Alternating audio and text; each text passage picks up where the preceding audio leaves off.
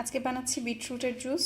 তার জন্য নিয়ে নিচ্ছি বিটরুট, গাজর, পুদিনা পাতা, লেবু এবং আদা।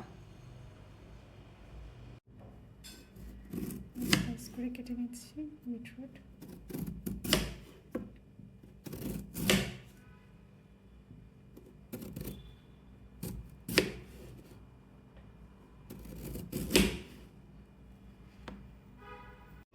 সবগুলো ইনগ্রেডিয়েন্ট এখানে কেটে রাখা হয়েছে।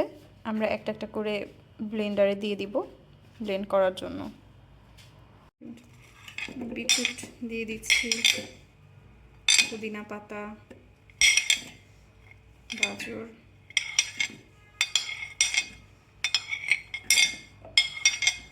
এবং আদা।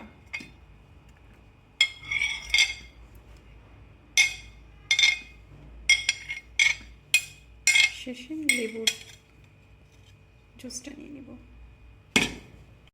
সব একসাথে মিক্স করা হয়ে গিয়েছে। এখন আমরা লেমন নিয়ে নিচ্ছি। এখন এটার সাথে অ্যাড করে দিচ্ছি পানি, তারপরে ব্লেন্ড করে এটা দেখাচ্ছি।